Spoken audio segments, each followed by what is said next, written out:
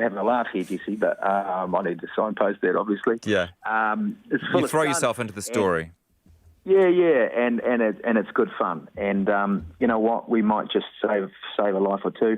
So 8:30 TV1 tonight, and then the following Tuesday also. Good man. We're on again, and I'm not entirely sure actually how we've divided it up. We go That's on right. a journey. People can watch and find out. Thanks, Matt. Yeah, you're very welcome, mate. Thanks Nice. for having a chat to me, and I hope you're well. Nice to chat to you. I'm very well, thank you for asking. Matt Chisholm, his show is called Man Enough, and it starts 8:30 p.m. tonight on TV1. So let's go again to our new segment, How to Write. This is a fun one. Today we're going to show you how to write a quiz, and I'm joined by an artist in the quiz writing world, Casper Green. Hello there. Hey, how you doing? Nice to see you. Nice to see you too, Jesse. I'm very well, thanks, Casper. And so tell us a bit about your background as a quiz guy. Oh, well, that goes back 10 years. I was writing a quiz and hosting a quiz in Twickenham, home of rugby in England, and started writing quizzes for a weekly quiz there. It took off, started writing quiz for another quiz, hosting another one, and on and on and on and on. And eventually we got up to about 90 quizzes pre-COVID, and have been writing a quiz every week ever since 2010. So you're based in New Zealand, but you still have quizzes over there that you write questions for? Yeah, so based in New Zealand now, but there's still the quizzes running over there, and I write a weekly quiz for the UK every week. How geographically specific are quizzes? How would a New Zealander get on with a British quiz and vice versa? So very geographically specific. In fact, I mean, in London, there's a broad range of Australians, Kiwis, South Africans. So we write broad questions. So we'll have questions about Jacinda, about the Parliament, about geography of New Zealand, so that they'll feel like they can get questions right.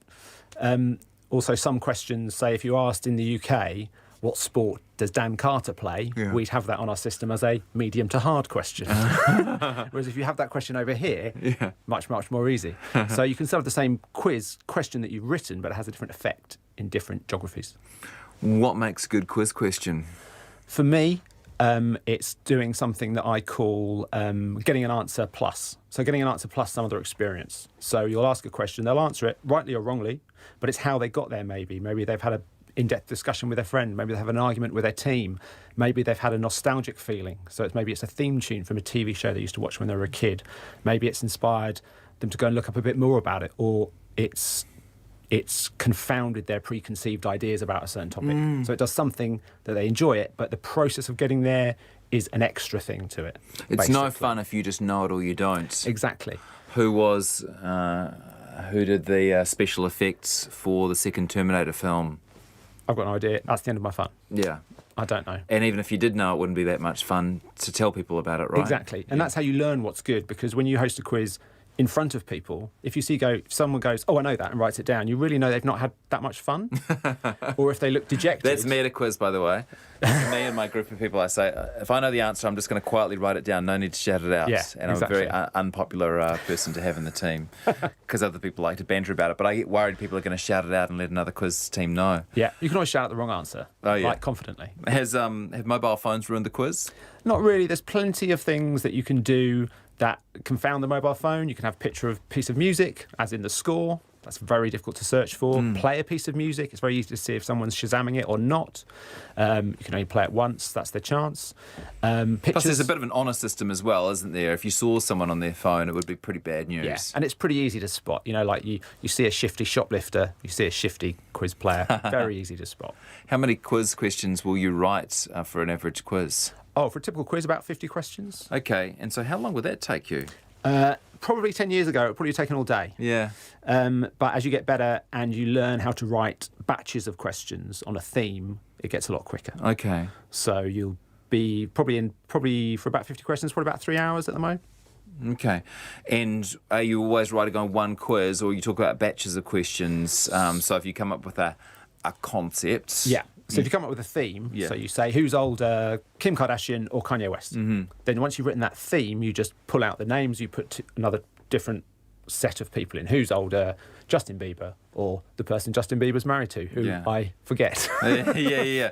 So, in fact, it would make more sense to write 10 quizzes or 5 quizzes at one time, right? And then you can slot in these different sorts of questions. Exactly. Do you often have the hairy moments of people arguing with you about or finding out that you've got it wrong? Yeah, so back in the day, you'd have that kind of thing, and actually that changes how you write questions. If you write a question that you know is right, but it causes uproar, you say to yourself, well, I don't want to put that question in because I don't want that feeling of uproar in my quiz. So I'll write something that I know people aren't going to complain about. So it's much easier to write questions now where you learn not to write, where is this? You write, in which city is this? Or in which country is this? You learn to write questions like that where the answer is something nice and clear with one thing rather than... If you ask what the biggest lake was, it could be the deepest lake or the longest lake. Could be the biggest volume, could have been the biggest surface area on the map. There's millions of things you can look at that like that. Where are you when you write your questions? Typically at home, typically late at night for me, but I suppose anyone can write them when they like, I suppose. Okay. And it'd be a combination of stuff that's already in your head and maybe ones where you know what a good question is, and then you've just got to search the answer. Yeah, so I think during the day you'll see things like here. I'm seeing brands of microphones I've never seen before, so I'm going to look that up later and see where are they based, where's this company based, where are they from. Yeah. So you see stuff in the day. You might see a new logo, you might see a product, you might see a CD, and you go, oh, I'll write a question about CDs. How many? How wide is it? Or something like that. And what about the fact that some of the people playing might be 20 and others might be 60? How do you not advantage in particular older player because older people have seen more stuff? Yeah, there is a balance there that says in general older people have been around longer, so they know more stuff, but then younger people know stuff that old people don't. So you just have to do a bit of a balance like that. And also you can write questions that actually reference two different things in different eras. So you might have a what links question. It might say what links the surname of an American president and a recent person who's had a #1 hit, and they might have a similar surname. So you'd actually need both types of player in the same team to get that question right. That's more fun for you, a team quiz, than an individual quiz. Totally. Yeah. Totally. You've got to give me an example. Which is wider, a CD or a VHS tape? That's a great one. Yeah, because it's two things that everybody's seen. So you don't have to have book knowledge. You don't have to be prepared for it. You immediately see those things and try and imagine them. There's a great question where you ask the question, which is how high is a rugby goalpost crossbar? People often stand up, look up, and literally visualise where they last saw it. And they know, well, I'm 2 metres, so maybe it's 2.5 metres. You see them do these things. You have a new quiz you're launching here in Auckland? Yep, we've got a new quiz starting at Holy Hop in Kingsland every Tuesday at 7 p.m. Just give them a call, book a table, and it's a new quiz bingo format. So there's a quiz format plus a bit of bingo mixed together with a few games. Should be fun. Do you want to explain how the quiz and the bingo mix, or do you just have to show up and work it out? I mean, I could do a tease and say show up and work it out, but basically you answer the questions, you put them in your bingo sheet. If you get 6 answers correctly in a row, up and down, left, right, diagonally, shout out bingo, then you win. At a pub quiz, how much is it about the value of the prizes? In the quizzes that I run, very low. It's kind of irrelevant. Yeah. We normally run for the equivalent of, say, a £50, $100 bar tab in New Zealand, but we'll often run a rollover that's a huge prize. But then that's a prize that everybody gets a go at rather than just the winning team. So you might ask a question about how many points did the Black Ferns score in the last World Cup? And if anyone gets it exactly right, they might win that rollover, or if not, then it'll roll over to next week. So that's really the big prize. But the general quiz, very little. It's about having a good time. Casper Green telling us how to write a quiz. RNZ News at 2 o'clock. Good afternoon, I'm Kynwyn Curtis. The Ministry of Health says the logging ship Ken Ray remains anchored off Napier and no decision has been yet made about its decision. On board are 21 crew, all close contacts of a man who tested positive for the virus on Saturday after spending time on the ship. Amy Williams reports. The crew's health is being checked daily by officials who say they're well and have been symptom-free for 7 days. It's now thought more likely the man was infected while aboard another vessel, the container ship Sophrana Seville, which is now in Brisbane, where all 19 crew are being tested. The ministry says 11 people who had contact with that ship while it was in Auckland are also being tested. It's still identifying those who boarded the ship while it was in Tauranga. This is Amy Williams. Argentina has become the fifth country in the world to officially exceed 1 million coronavirus cases. That makes it the smallest nation by far to reach the grim milestone. The other nations with more than 1 million cases are the United States, Brazil, India and Russia. In this country, one new case of COVID-19 has been reported today, a person who arrived from Kenya on October the 7th and tested positive on day 12 of their stay in managed isolation.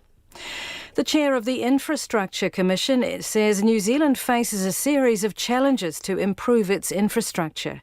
Billions of dollars worth of projects are planned, but Alan Bollard says there are significant hurdles to completing them and others announced as worthy of exploring.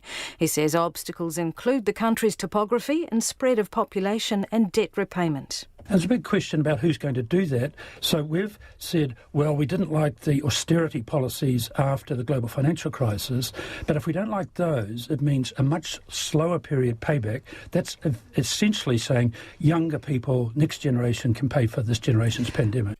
Alan Bollard of the Infrastructure Commission. National Senior Whip Barbara Kuriger says that if MPs intend to leak against the caucus or leader, they should just leave. Leader Judith Collins has attributed part of National's loss to media leaks, including an email from MP Denise Lee, critical of her leadership. The caucus and outgoing MPs have been meeting at Parliament today for farewells and an election post-mortem. Ms Kuriger has this message for any MPs not willing to keep caucus discussions and other material confidential. Just stop it, shape up, get out. And another MP, Melissa Lee, says the leaking of information from within the party makes National look weak and it must stop. That's something that I'm really angry about.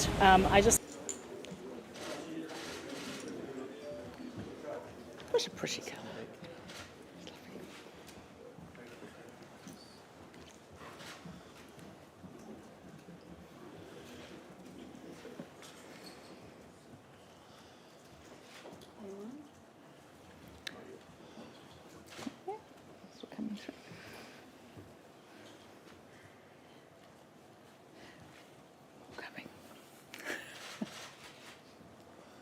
Right. Well, good afternoon, everybody. We've had our first caucus following the election, where we've, very sad actually, because we've farewelled so many caucus members, including those who intended to leave and those who didn't intend to leave. But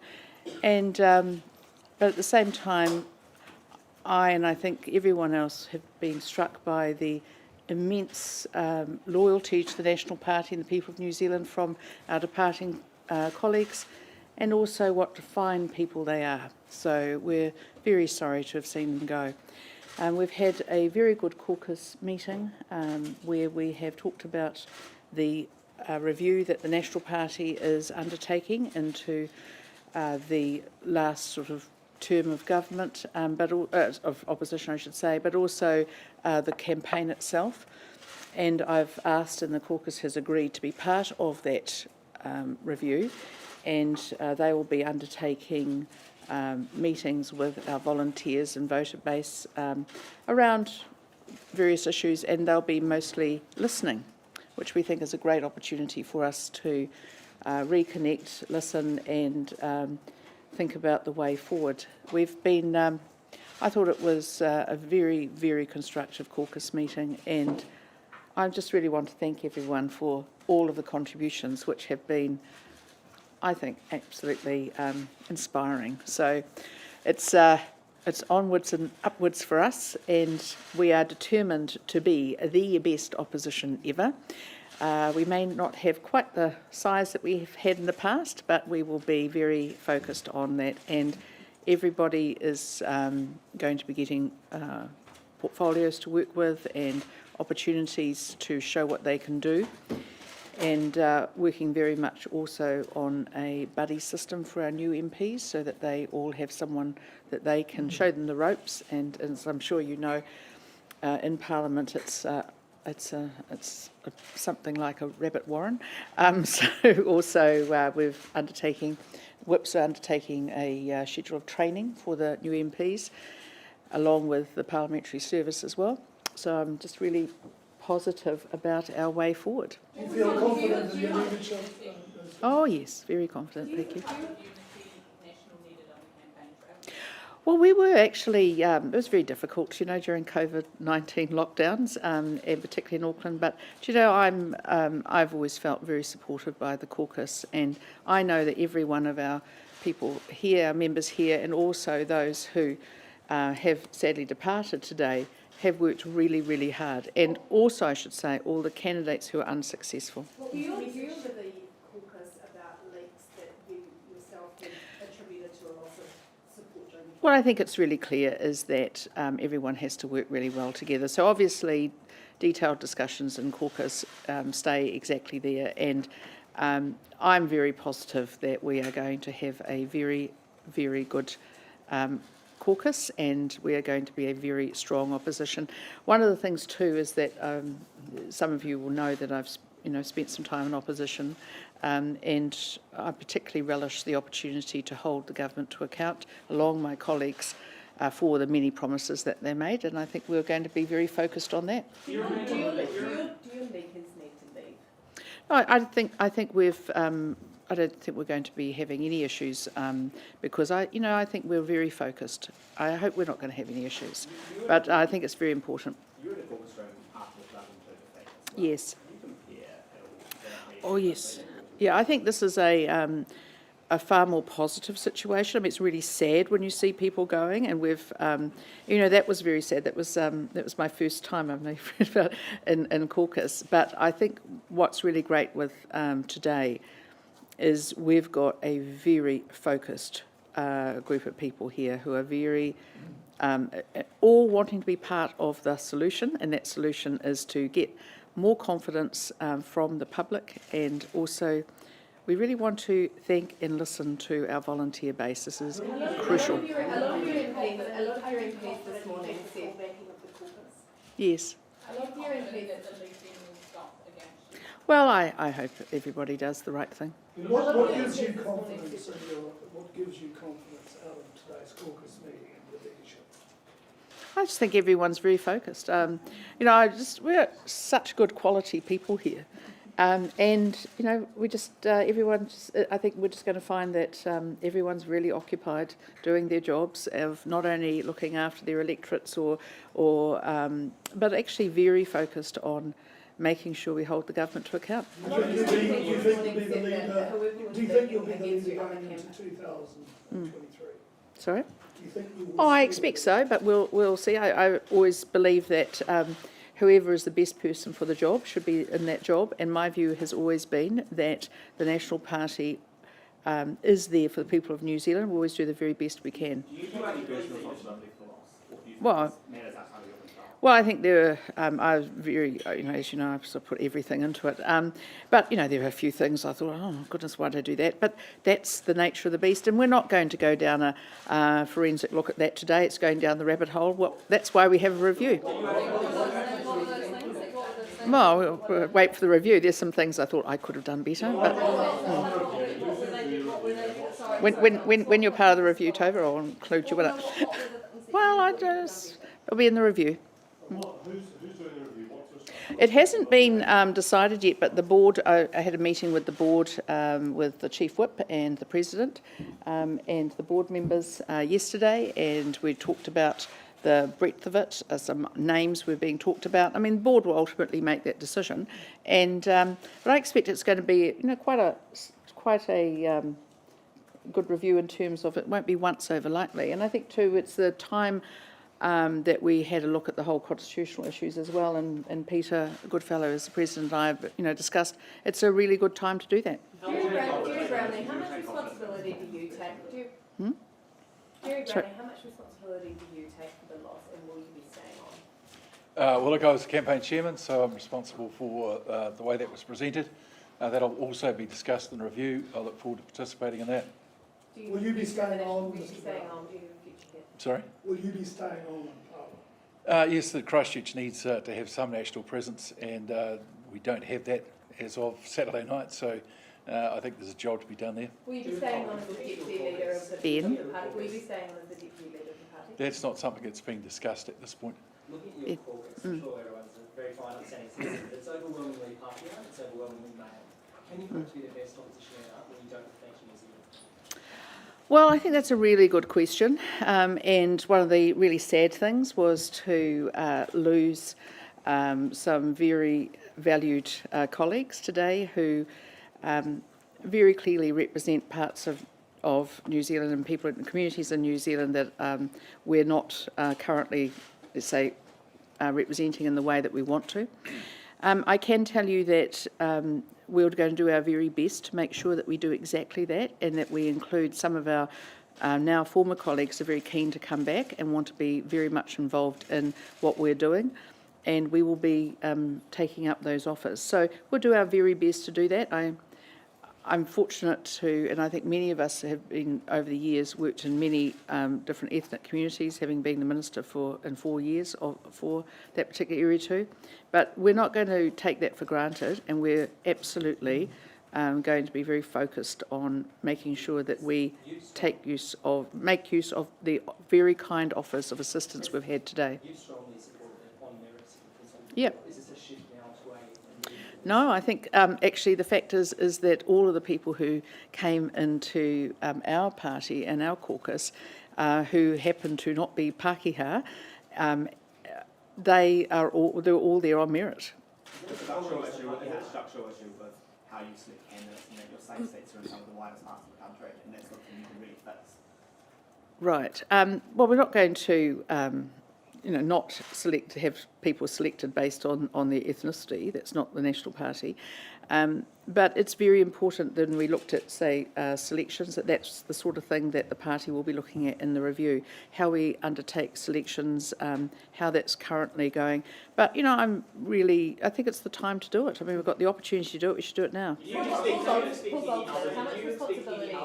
caucus to leave Parliament and make way for some of those others? I'm not expecting anyone to do anything like that. I think some might do, but look, those are discussions that they need to have with their own families, and they need to think about these things, and some of them will and some of them won't. And I'm not expecting anyone to do anything like that. How much responsibility Yeah, over here. No, excuse me, I've got a question here. What sort of guidance will be provided for young MPs through that buddy session?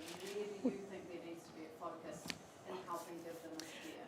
Do you want to speak a little bit on some of the training that people are going to be going? I think the buddy system is really important because this is a very lonely place. If you don't have somebody you can constantly ask for advice from, and that everyone can be asked for advice, but it's quite good to have someone else. Do you want to talk a little bit about that training, Barbara? Yeah, so Parliamentary Services is putting on a good training around how to be an MP and all of the House stuff over week 1 and week 3, and we're adding we're actually here, Matt Ducey and I, for 4 days this week and 4 days in week 3 with our new people. We're introducing them to anybody they need to be introduced to. We've given them all an actual buddy, and we're just making sure that they've got the support they need, and that will be ongoing from us, from their buddies, from everybody right through, from the leader to all of the people you see behind me. Will be supporting our new MPs through their transition. Will Nick Smith be staying on as an MP? Is he here? I expect he will be. Have any MPs at all indicated their desire to retire or from or leave Parliament? No, and I don't expect them to. If they wish to, that's entirely up to them. I think we always have to be very respectful of people, and they have to make their own choices. And we believe in freedom of choice, the National Party. You say you're confident you're not going to be challenged for the leadership. Have you spoken individually to MP to seek that assurance? I haven't felt the need to. What was the mood in the caucus room today? Do you know, when we were saying goodbye to our lovely colleagues, departed colleagues, it was a bit sad actually. But I thought too there were moments of humour from some of our outgoing colleagues who made us laugh about things and made us all cheer up a wee bit, which was good. But because they're such high quality people, and they're not people who there was no self-pity, let's put it that way. Everybody was really, I thought, just staggeringly good, and they helped us to deal with it. Are you expecting to lose any more votes in the space? Oh, look, it's out of our hands. We're not. We can't worry about things that we can't control, and we'll just see what happens. Yep. Henry? Yeah, oh, I don't. There's no point worrying about things we can't control. No, I think number one, we don't talk generally about what's in caucus, but since we're all here, can I say is that I was absolutely blown away, and I think we all were, by the utterly positive contributions from our outgoing members, and the fact that their utter loyalty to the caucus and the National Party and the principles of it, I thought was awe-inspiring. And as we all know, adversity is a time to show character, and I saw immense character today. Sorry, what's that? For this loss, and will you step down as finance spokesperson? Well, we all take responsibility for our actions, myself included. It's up to the leader who wants to appoint in that role. You destroyed the economic credibility. Oh no, look, I think that's enough of that.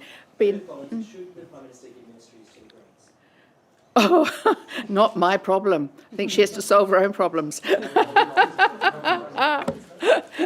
No, I'm not going to give out helpful hints on that one. No, do you know what?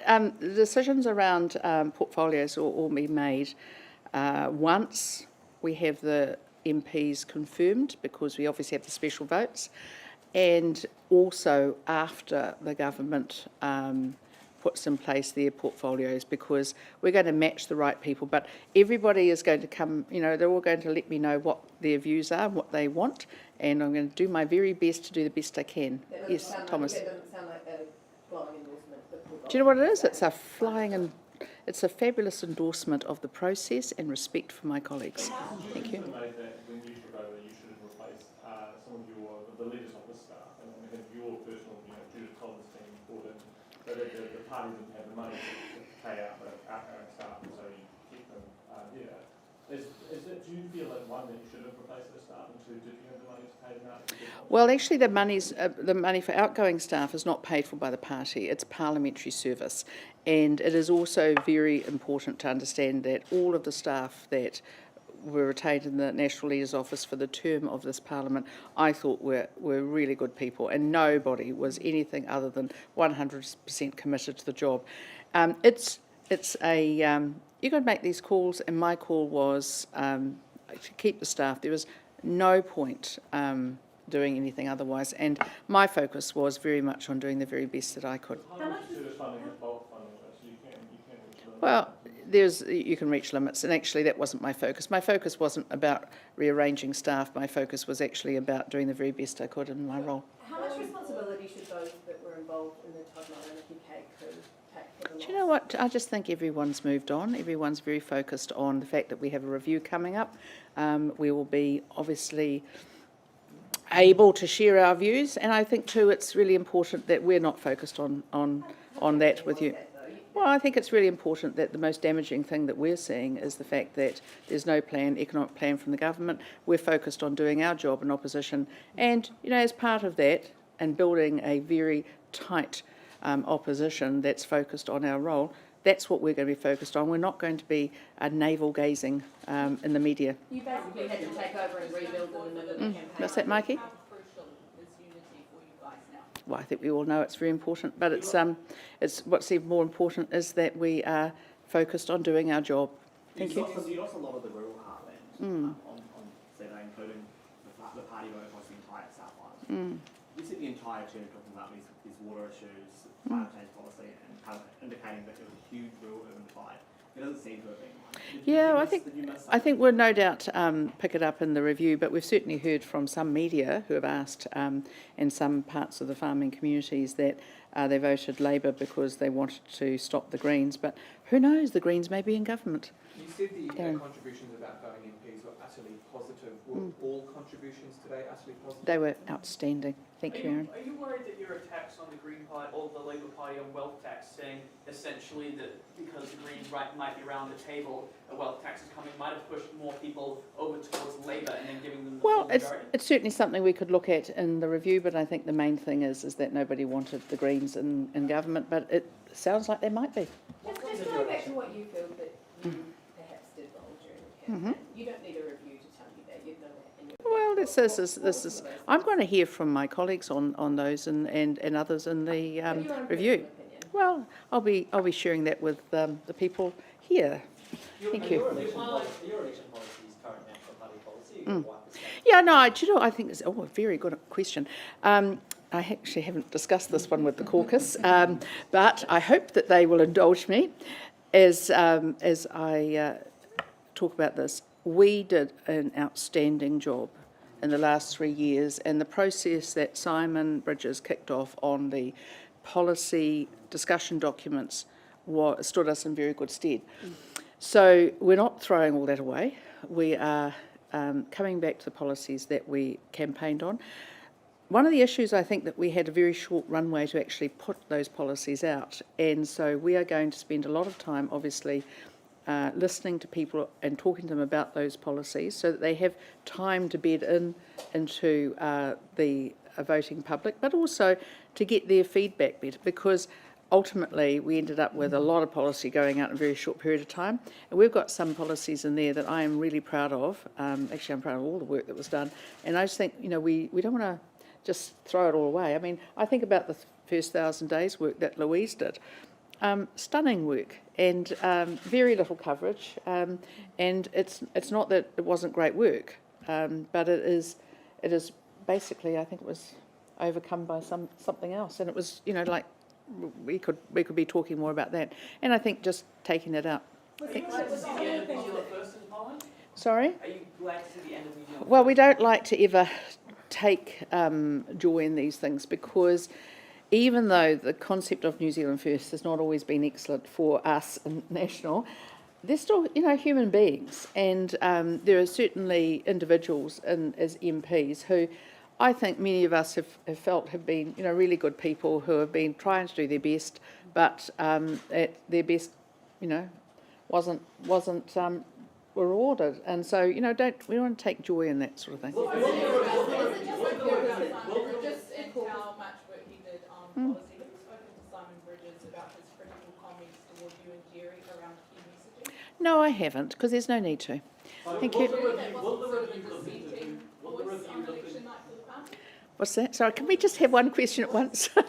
Craig. Oh, well, that'll be up to the board when they set the terms of reference. But I think my focus is, my view is, and this is again something that the board will need to decide, is that we need to look to what has happened over the time to see where things could have been better or worse. But it is very important that we focus on the future. I mean, the point of going back to looking at what has happened is so that we don't repeat any errors, but also to think, well, but there worked really well. I'll tell you what, maybe we should do more of that. It's not some sort of negative thing. It's a good thing. We should all embrace it. What contribution do you believe Winston Peters made to politics over the years? Oh dear. Well, you can't ever. I know it is fashionable to dismiss everything he did, but he no doubt contributed in certain ways. I thought the super gold card thing, the gold card, was good. I think he certainly helped everybody, every political party, to acknowledge and respond to those who are superannuitants.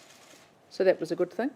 And I think that's probably where I'll leave it. Thank you. How would you describe Thomas has got a question. Thomas has got a question. Yeah.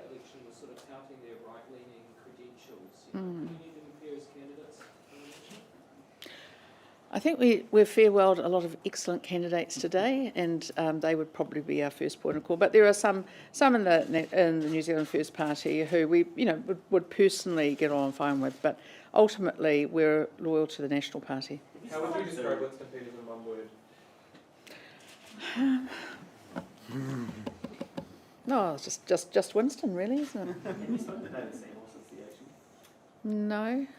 Simon Bridges, do you think that you could have got a better result from this leadership team? Well, I think it's a silly question. Look, we are where we are right now. I support Judith 100% as leader of the National Party, and I'm going to continue doing that the entire way through this term. We've got a review now, and look, I think members of Parliament will contribute to that. Yep. Simon, your decision to rule Winston Peters out back in January, February has obviously been successful.